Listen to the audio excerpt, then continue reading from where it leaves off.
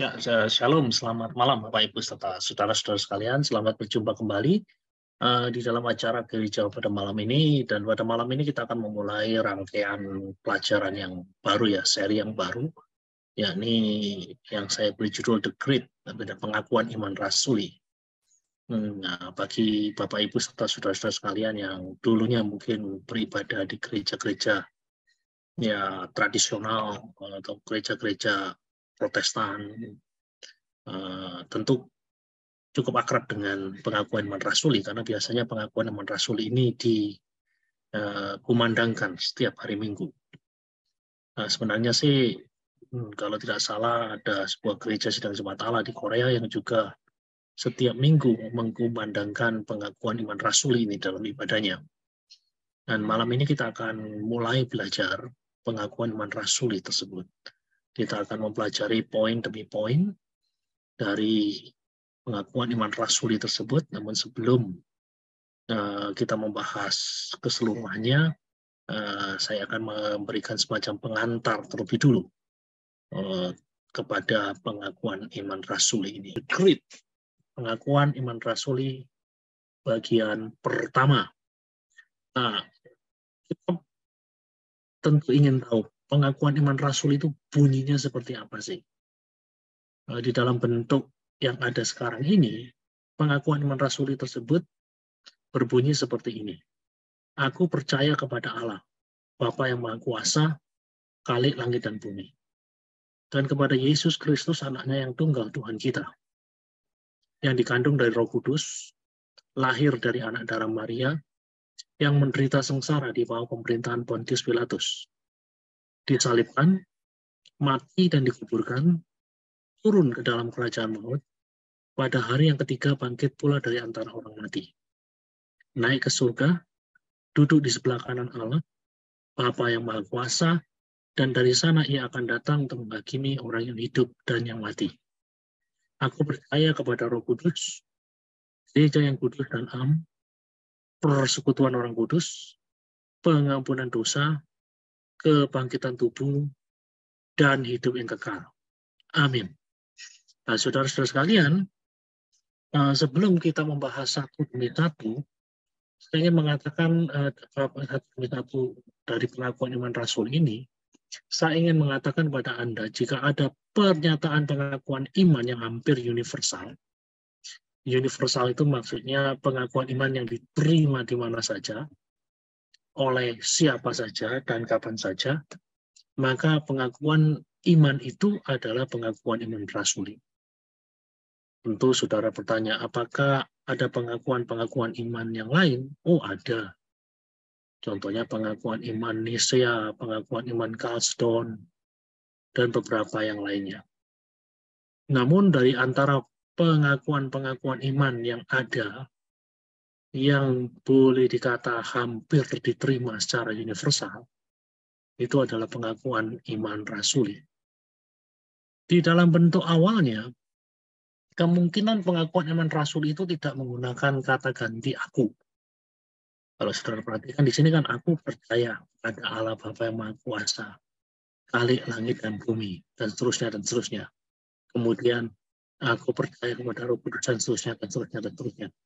Jadi dalam bentuk awalnya kemungkinan pengakuan iman rasul ini tidak menggunakan kata ganti aku, melainkan kami. Kami percaya pada Allah Bapa yang Maha Kuasa, pencipta langit dan bumi. Jadi bukan kata aku, melainkan kami. Dan ini mengandung arti ketika seseorang mengucapkan pengakuan iman rasuli, ia tidak sedang meneguhkan keimanannya sendiri, melainkan meneguhkan iman dari gereja Tuhan. Jadi kata kami ini penting. Kalau kata aku itu lebih bersifat personal, kata kami itu lebih bersifat korporat, lebih bersifat bersama. Jadi dalam bentuk aslinya, kemungkinan besar pengakuan iman rasul itu bukan dimulai dengan aku, tapi dimulai dengan kami.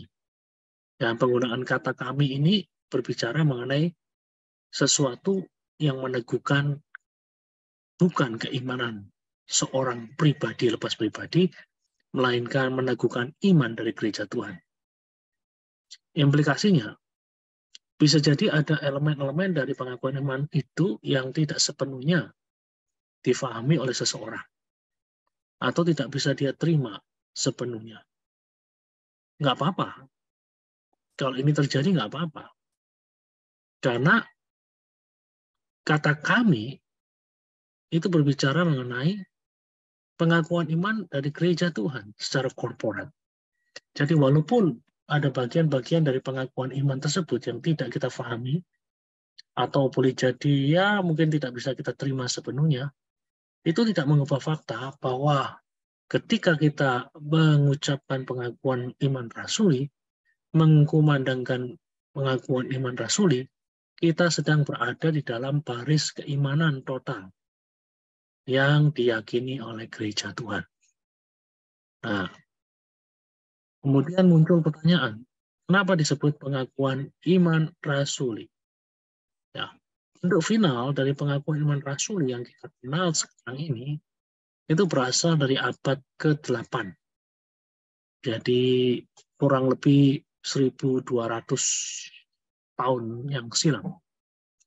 Nah, sedangkan pengakuan iman itu dikenal sebagai pengakuan iman rasuli, itu sudah ada kurang lebih 400 tahun sebelumnya, tepatnya pada tahun 390. Jadi pengakuan iman yang belum dalam bentuk finalnya, belum dalam bentuk akhir yang kita kenal sekarang ini, sebenarnya sudah ada. Dan nama yang digunakan untuk pengakuan iman tersebut adalah pengakuan iman rasuli, mulai dipakai sejak tahun 390. Jadi legenda dan tradisi mempercayai bahwa isi dari pengakuan rasuli tersebut, bentuk aslinya, itu konon ditulis oleh para rasul Yesus Kristus. Makanya kemudian disebut dengan pengakuan iman rasuli. Ya, seorang yang bernama Rufinus dari Aquileia pada tahun 400 menulis bahwa sesudah pencurahan Roh Kudus di hari Pentakosta, itu Tuhan Yesus memberi perintah kepada para rasulnya untuk memberitakan Injil ke segala penjuru. Sebelum para rasul berpisah, mereka sepakat untuk membuat sebuah draft. Sebuah draft yang berisikan inti dari pesan yang akan mereka beritakan sebagai sebuah standar pengajaran dimanapun mereka memberitakan Injil. Jadi para rasul ini di dalam hikmat Tuhan, di dalam pimpinan Roh Kudus, tahu benar bahwa perlu ada sesuatu standar yang akan mereka gunakan dimanapun mereka berada. Standar pengajarannya harus seperti ini. Jadi dimanapun mereka mengajar, Thomas katakanlah mengajar di India, dan rasul-rasul yang lain, Petrus mengajar di Roma, dan katakanlah Yakobus mengajar di tempat yang lain. Tempat mereka boleh berbeda-beda, cara mereka berkhotbah, mengajar boleh jadi berbeda-beda, tetapi inti dari berita yang mereka sampaikan itu boleh dikata sama. Jadi para rasul sebelum mereka berpisah, konon membuat sebuah draft yang berisikan inti dari pesan yang mereka beritakan sebagai suatu standar pengajaran dimanapun mereka memberitakan Injil. Kalau kita perhatikan lebih jauh lagi, keberadaan pengakuan iman rasuli ini dapat dijumpai dalam tulisan Bapak Gereja yang bernama Tertullianus pada tahun 230. Dan mungkin yang tertua, paling tidak yang bisa dijumpai hari ini, adalah pengakuan iman yang harus diucapkan oleh mereka yang akan dibaptis di gereja Roma tidak jauh dari tahun 100. Ya, di tahun 100, kalau kita ingat bahwa Yohanes itu meninggal mungkin antara tahun 90 sampai 95. Jadi pengakuan iman dari orang-orang yang dibaptis di gereja Roma ini tidak jauh dari rasul terakhir yang hidup, katakanlah Yohanes.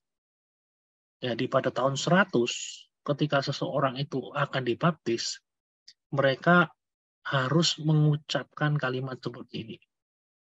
Aku percaya kepada Allah Bapa yang Maha Kuasa dan kepada Putra Tunggalnya, Yesus Kristus Tuhan kita, yang dikandung oleh Roh Kudus dan perawan Maria, disalibkan di saat pemerintahan Pontius Pilatus, dikuburkan, dibangkitkan pada hari yang ketiga, naik ke surga, duduk di sebelah kanan Bapa. Dari sana ia akan datang untuk menghakimi yang hidup dan yang mati, dan kepada Roh Kudus, gereja yang kudus, pengampunan dosa, dan kebangkitan daging. Jadi kalau kita bandingkan dengan slide pertama yang tadi saya tampilkan mengenai pengakuan iman rasuli dalam bentuk finalnya, kita melihat bahwa pada dasarnya apa yang diucapkan oleh mereka-mereka yang dibaptis pada abad pertama itu memiliki banyak sekali kesamaan dengan bentuk final yang ada sekarang. Ada perbedaan-perbedaan, tetapi tidak terlalu banyak. Nah, contohnya gereja yang kudus dan am, banyak gereja yang kudus. Pengampunan dosa ada, kebangkitan daging, itu kebangkitan tubuh di pengakuan yang ada sekarang, dan kemudian hidup yang kekal ada di dalam pengakuan yang sekarang, di dalam pengakuan iman gereja mula-mula yang ditemukan, ya, ini yang berasal dari tahun 100, itu tidak ada kata hidup yang kekal. Nah, ya inilah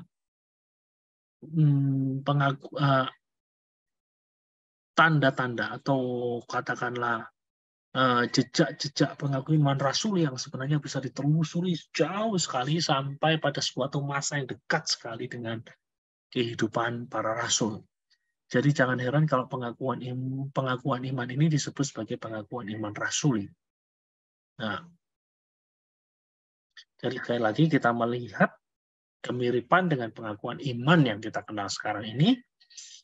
Jadi meski kita tidak dapat mengatakan dengan pasti bahwa para rasul yang menulisnya, ya memang tidak ada bukti yang betul-betul kuat sekali yang mengatakan bahwa para rasul yang menulisnya, namun ada bukti yang meyakinkan bahwa pengakuan iman itu sudah demikian tua. Sudah ada semenjak 1900 tahun yang lalu, dan itu berasal dari era yang dekat sekali dengan saat para rasul Kristus masih hidup. Ya, masuk-masuk akal saja kalau disebut sebagai pengakuan iman rasuli. Nah, proses terbentuknya pengakuan iman rasul itu kira-kira seperti apa? Ya kira-kira seperti ini. Ada kasih dan kuasa Tuhan yang dialami secara personal oleh orang-orang Kristen mula-mula, dan kemudian pengalaman tersebut diuji untuk memastikan bahwa pengalaman itu bukan hasil rekayasa, pengalaman itu bukan sesuatu yang sifatnya delusional. Delusional itu ya katakanlah ada orang yang ngaku dirinya Napoleon, padahal dirinya bukan Napoleon. Ada orang yang ngaku dirinya Jokowi, namun dia bukan Jokowi. Orang-orang semacam ini disebut sebagai orang-orang yang sedang mengalami delusi. Jadi pengalaman akan kasih dan kuasa Tuhan itu perlu diuji lebih dulu, perlu dites lebih dulu untuk memastikan bukan delusi atau bukan hasil rekayasa. Nah, kalau ujian ini sudah lewat, nah pengalaman tersebut harus bisa diekspresikan dalam bentuk lisan atau tulisan supaya bisa ditransmisikan atau diteruskan kepada orang-orang yang lain. Nah, ya pengakuan iman rasul ini tampaknya mengikuti proses seperti ini. Ada pengalaman-pengalaman yang autentik, ada pengalaman-pengalaman yang asli, ada pengalaman-pengalaman yang sejati dengan kasih dan kuasa Tuhan. Nah, pengalaman-pengalaman itu kemudian diuji melalui proses ujian. Nah, untuk memastikan bahwa pengalaman tersebut itu genuine, bukan delusi, bukan hasil rekayasa. Nah, baru kemudian tahap yang ketiga, pengalaman yang genuine tersebut diekspresikan di dalam bentuk lisan, perkataan-perkataan lisan, nah, atau dalam bentuk tulisan, supaya bisa diteruskan dari generasi ke generasi. Nah, ini adalah proses terbentuknya pengakuan iman rasuli. Jadi pengakuan iman rasuli itu diawali dengan pengalaman yang otentik dengan Tuhan, lalu kemudian ada verifikasi atau ujian pengalaman, dan yang ketiga ada proses untuk meneruskan pengalaman tersebut dari generasi ke generasi. Inilah proses terbentuknya pengakuan iman rasuli. Oke, sekarang kita akan melihat pentingnya pengakuan iman. Jadi banyak orang menganggap bahwa pengakuan iman itu tidak penting, namun sebenarnya pengakuan iman itu penting karena pengakuan iman itu fungsinya yang pertama adalah untuk memberikan batasan dari iman Kristen. Jadi ada batasan. Jadi iman Kristen itu bukan percaya segala sesuatu, enggak. Ada yang mereka percaya, ada yang tidak mereka percaya. Jadi apa yang mereka percaya itu dituangkan di dalam bentuk pengakuan iman. Dan ketika bentuk itu sudah final, maka ada batasan. Ada batasan. Ini loh yang orang Kristen percayai. Jadi pengakuan iman memberikan batasan. Apa yang mereka percaya dan apa yang tidak mereka percaya. Nah, ini pentingnya pengakuan iman. Yang kedua, untuk menjadi semacam norma, standar mana? Standar mana yang benar-benar Kristen yang sejati, mana Kristen yang palsu. Jadi pengakuan iman itu fungsinya adalah menjadi semacam standar. Standar mana yang benar-benar Kristen sejati, mana yang Kristen aspal. Jadi di dalam gereja mula-mula ada banyak sekali bidat-bidat yang mencoba untuk merongrong kemurnian Injil Yesus Kristus. Nah, disinilah kita melihat ada orang-orang yang dipakai oleh Tuhan untuk berhadapan, untuk menentang, untuk mengkoreksi pengajaran-pengajaran palsu. Contoh-contohnya adalah katakanlah pada awal abad kedua, akhir abad pertama, di antara gereja-gereja Kristen di Asia Kecil, tampaknya muncul pengajaran yang disebut dengan nama docetisme. Docetisme adalah pengajaran yang mengatakan bahwa Yesus itu tidak pernah, Yesus betul adalah Allah yang sejati, namun dia bukanlah manusia yang sejati. Dia hanya pura-pura, dia hanya kelihatannya seperti manusia, namun sesungguhnya dia bukan manusia yang sejati. Betul dia Allah yang sejati, tapi dia bukan manusia yang sejati. Dan disinilah kemudian gereja mula-mula memberikan penjelasan. Gereja mula-mula mempunyai standar. Mana yang benar-benar Kristen sejati, mana yang benar-benar Kristen palsu. Jadi fungsi daripada dekrit, fungsi daripada credo, fungsi daripada pengakuan iman adalah untuk menjadi semacam norma atau standar mana yang benar-benar Kristen yang sejati, mana yang Kristen yang palsu. Yang ketiga, fungsi daripada credo atau fungsi daripada pengakuan iman adalah untuk menjadi bahan ajar. Untuk menjadi bahan ajar dan juga bahan khotbah-khotbah Kristen. Jadi ini yang terjadi di masa lalu dan masa kini. Jadi fungsi daripada pengakuan iman adalah untuk memberikan batasan dari iman Kristen. Ini loh yang menjadi sesuatu yang di atasnya saya berdiri. Itu pentingnya pengakuan iman untuk memberikan batasan. Mana yang iman Kristen, mana yang bukan iman Kristen. Selain batasan, jadi semacam norma untuk menentukan ini loh Kristen yang sejati, ini Kristen yang palsu. Dan yang ketiga untuk menjadi bahan ajar dan menjadi bahan khotbah-khotbah Kristen. Nah, ketika kita sudah membahas hal ini, ada dua hal yang harus kita perhatikan. Pertama adalah tidak ada pengakuan iman yang benar-benar benar. Pengakuan iman itu tidaklah diberikan kepada pikiran manusia untuk tujuan memenjarakan seluruh kebenaran Allah di dalam formula kata-kata apapun. Dalam hal apapun, pengakuan iman tidak dapat mengungkapkan keseluruhan pengalaman yang diungkapkan secara simbolis dengan kata-kata. Jadi, pengalaman iman itu dalam, pengalaman iman itu luas. Jadi pengalaman iman itu kerap kali tidak dapat diungkapkan dengan kata-kata untuk menjelaskan pengalaman kita. Pengalaman menikmati kopi saja tidak bisa diungkapkan dengan kata-kata. Tak reguk itu kopi dari rasanya, dari baunya. Tapi kalau ditanya bau kopi itu seperti apa, tidak ada kata-kata yang bisa mengatakannya secara sempurna. Jadi memang kata-kata itu terbatas. Kata-kata itu hanya menangkap sebagian dari realita. Bahkan kalau kita berbicara mengenai Allah, kita tidak bisa mengungkapkan semua aspek dari Allah itu dalam bentuk kata-kata. Jadi, itulah sebabnya kita bisa mengatakan bahwa tidak ada pengakuan iman yang benar-benar lengkap. Pengakuan iman itu hanya menyingkapkan sebagian dari pengalaman-pengalaman yang dialami oleh orang-orang percaya. Yang berharga bukanlah rumusan pengakuan iman itu sendiri, melainkan iman yang hidup dan pengalaman vital yang berada di balik kata-kata itu. Jadi yang berharga itu bukanlah rumusan pengakuan iman, melainkan iman yang hidup, yang melatar belakangi kata-kata itu.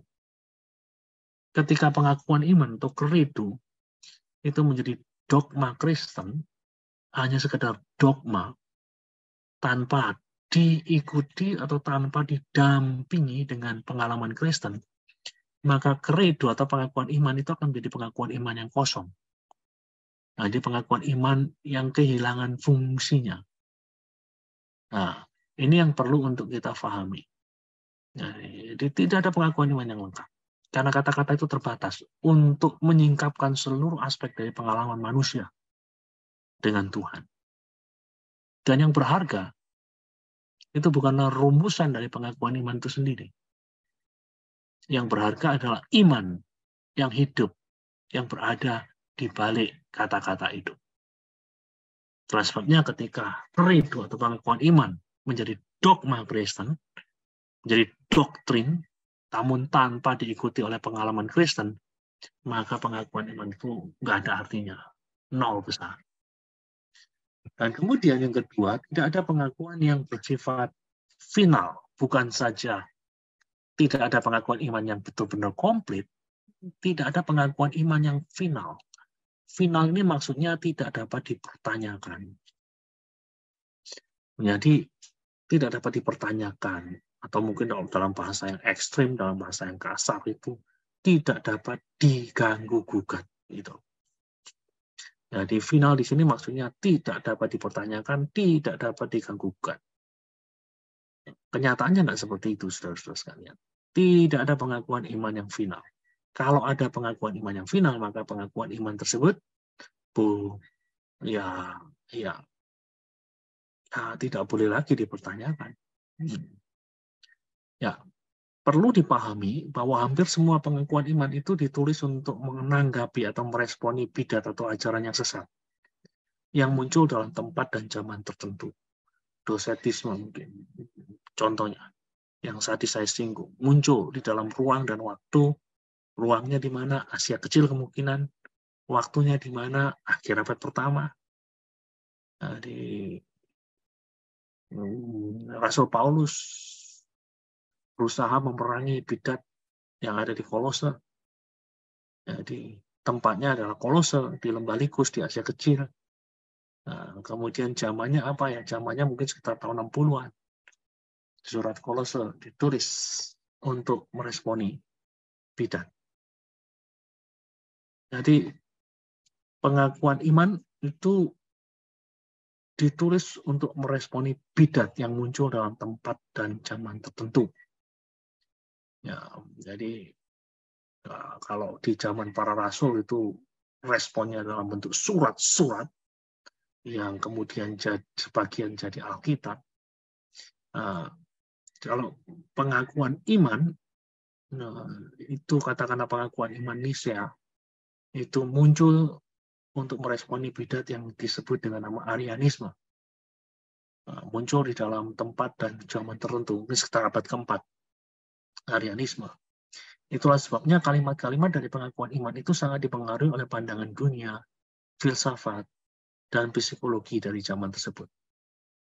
Nah, beranjak dari kenyataan ini, kita bisa menyatakan bahwa pengakuan iman itu sendiri bukan sesuatu yang sakral. Pengalaman iman yang diungkapkan dalam pengakuan iman itulah yang sakral. Jadi pengalaman imannya, bukan pengakuan imannya yang sakral. Ketika pengakuan iman disakralkan itu diistimewakan, dianggap betul-betul suci, nggak boleh diganggu-gugat. Kata William Barclay, pengakuan iman itu sendiri akan jadi berhal. Ini kita harus hati-hati.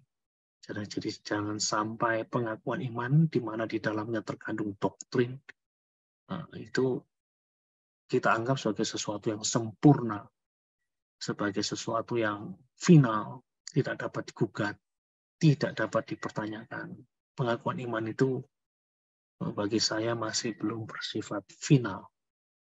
Karena pengakuan iman itu muncul di dalam ruang dan waktu yang tertentu. Dan mencerminkan pergumulan-pergumulan bahasa, filsafat yang ada pada zaman tersebut. Karena muncul di dalam konteks yang spesifik, kita bisa mengatakan bahwa pengakuan itu bukan sesuatu yang sakral. Pengalaman iman yang berada di balik pengakuan iman itulah yang sakral. Dan ketika kita sudah melintasi pengantar demi pengantar dari pengakuan iman rasuli, sekarang tibalah saatnya kita mulai membedah, kita mulai mempelajari dengan lebih dalam pengakuan iman rasuli.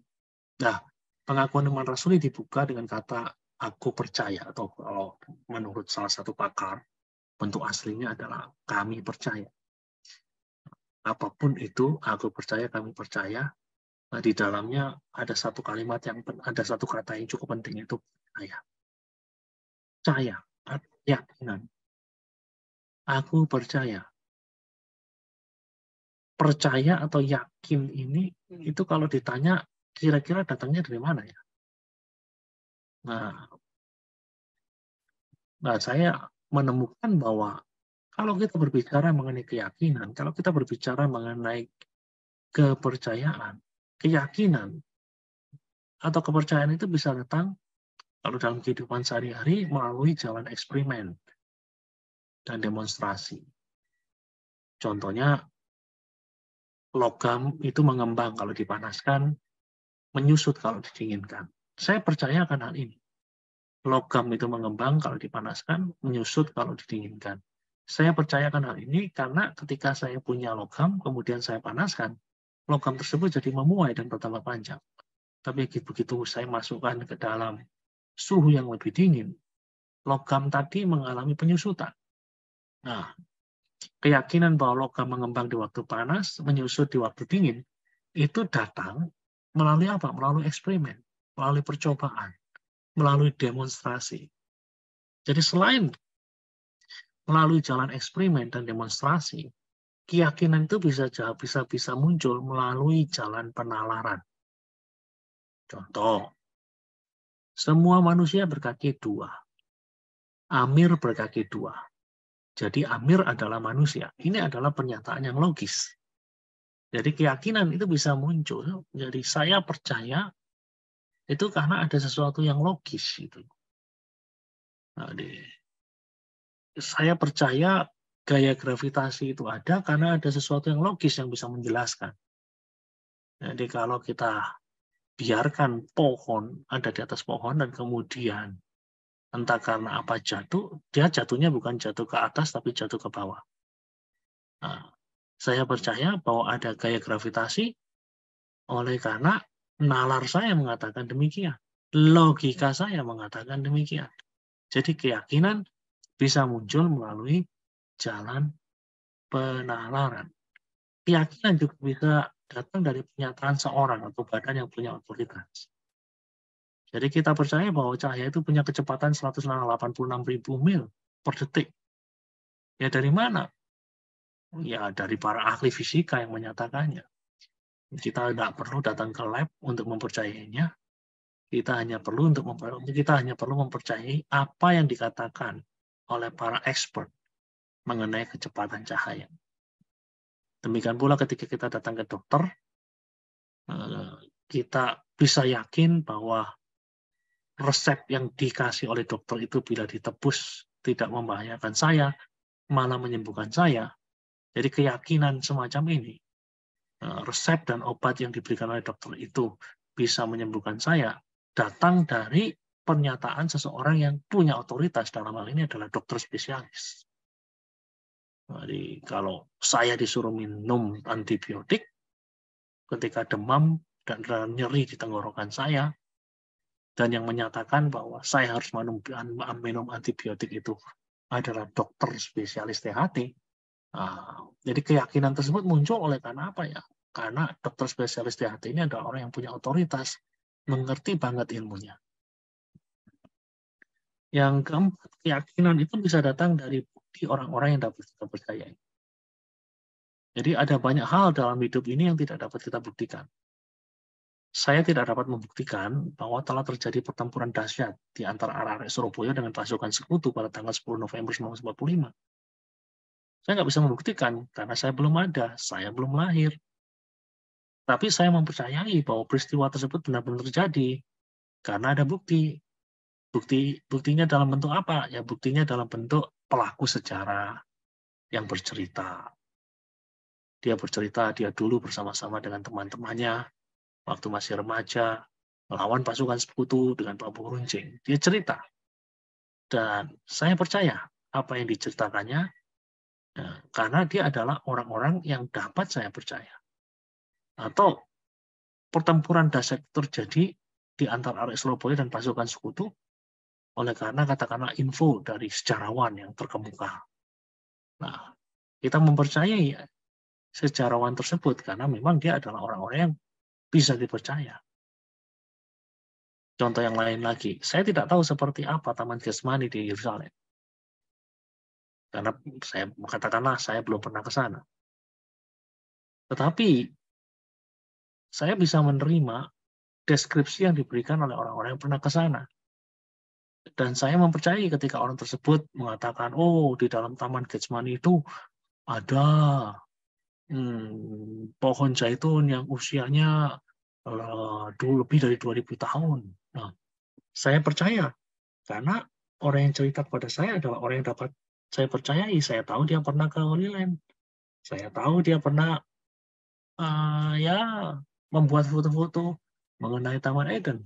Bukan Taman Eden, Taman Getsemani. Nah, jadi keyakinan itu bisa datang dari bukti orang-orang yang dapat kita percayai.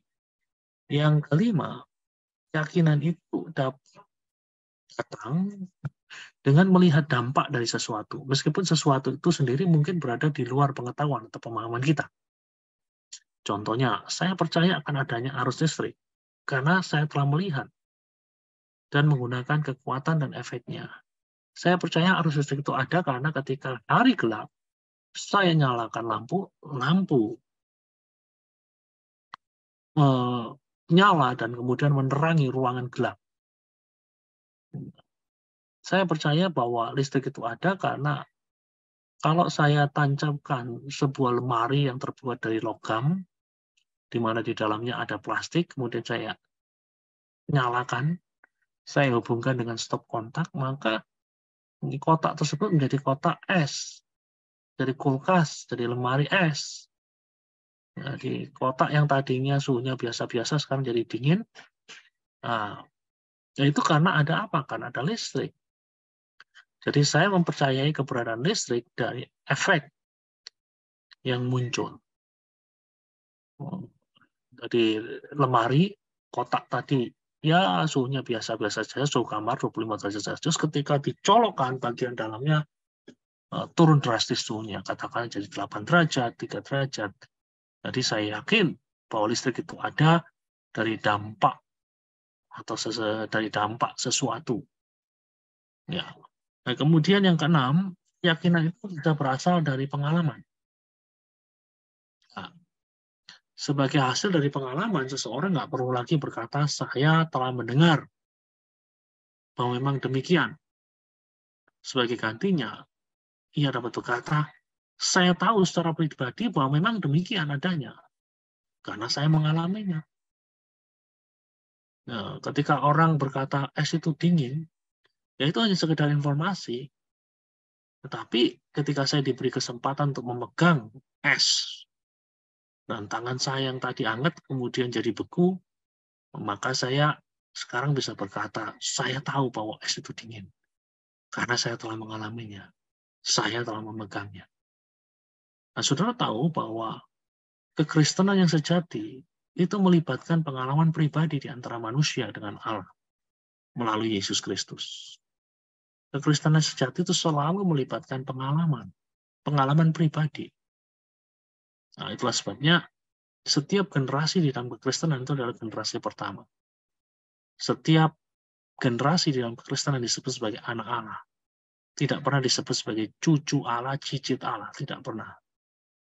Jadi, yang hendak digaris dibawahi di sini adalah bahwa setiap orang itu diharuskan punya pengalaman pribadi dengan Kristus, sehingga mereka layak disebut sebagai murid-murid Kristus. Pengalaman adalah argumen final untuk kepercayaan Kristen. Karena hubungan pribadi itu hanya dapat dievaluasi ketika ia dialami. Jadi hubungan pribadi itu baru bisa dievaluasi ketika dia dialami. Jadi ada banyak, saya katakan tadi saya sudah menyebut ada 6 hal yang menjadi sumber keyakinan yang dimiliki oleh seseorang. Dan secara khusus, kalau kita berbicara mengenai pengalaman keagamaan, nomor 5 lah. Mungkin yang nomor 6 lah. Keyakinan yang berasal dari pengalaman inilah yang paling dominan. Nah, jadi ini hal yang penting untuk kita perhatikan. Jadi keyakinan yang lahir dari pengalaman itu biasanya fondasinya kuat, sukar untuk dijebol. Anda katakanlah boleh jadi menjadi Kristen katakanlah melalui perdebatan. Dulunya Anda orang bukan Kristen, tapi kemudian Anda kalah berdebat, dan Anda kemudian yakin akan iman Kristen, karena lawan debat Anda bisa meyakinkan Anda bahwa katakanlah iman Anda sebelumnya salah, dan iman yang ada sekarang adalah iman yang benar. Nah, jadi seseorang bisa saja berubah keyakinan oleh karena katakanlah kalah debat. Namun seseorang juga bisa berubah karena dia punya pengalaman yang khusus dengan Tuhan. Dan biasanya pengalaman yang khusus ini yang fondasinya jauh lebih kuat ketimbang katakanlah hanya sekedar kalah debat saja. Jadi pengalaman yang luar biasa. Nah, jadi banyak pertobatan-pertobatan yang berasal dari agama mayoritas di negeri ini. Itu diawali dengan pengalaman-pengalaman yang khusus, dengan pengalaman-pengalaman yang khas, dengan pengalaman-pengalaman yang boleh dikata luar biasa bersama-sama dengan Tuhan. Saya berjumpa dengan orang-orang yang menceritakan bagaimana mereka mengalami pengalaman-pengalaman rohani yang luar biasa. Pengalaman-pengalaman rohani yang tidak bisa dijelaskan dengan kata-kata. Dan pengalaman rohani itulah yang mengantarkan dia pada keyakinan bahwa kekristenan adalah sesuatu yang benar dan layak untuk dipercaya. Nah, ini. Dan yang terakhir, kalau kita berbicara mengenai kepercayaan, kalau kita berbicara mengenai iman, kalau kita berbicara mengenai keyakinan, kalau kita berbicara mengenai belief, gitu, Anda harus tahu bahwa ada 2 bentuk iman, ada 2 bentuk keyakinan, ada 2 bentuk kepercayaan. Yang pertama adalah kepercayaan atau iman yang sekedar tahu bahwa sesuatu itu benar adanya. Namun keyakinan tersebut tidak membawa dampak atau akibat yang berarti bagi kehidupan. Contoh, banyak orang percaya bahwa rokok itu berbahaya karena mengandung racun nikotin. Mereka tahu, mereka percaya itu. Tapi anehnya walaupun mereka percaya bahwa rokok itu berbahaya karena mengandung racun nikotin, anehnya dia masih tetap bisa merokok. Ya, ini adalah kepercayaan yang sekedar tahu, namun tidak membawa dampak atau akibat yang berarti bagi kehidupannya. Iman Kristen tidak boleh menjadi seperti ini, loh, saudara-saudara sekalian. Iman Kristen tidak boleh seperti ini. Saudara tidak boleh hanya sekedar tahu banyak, tetapi kalau apa yang saudara ketahui dan kemudian saudara yakini itu tidak membawa dampak atau akibat yang berarti bagi kehidupan, ya percuma saja, bodoh saja. Jadi ada iman yang hanya sekedar tahu, iman yang intelek. Nah, di dalam kitab Yakobus dikatakan iblis pun percaya pada Allah.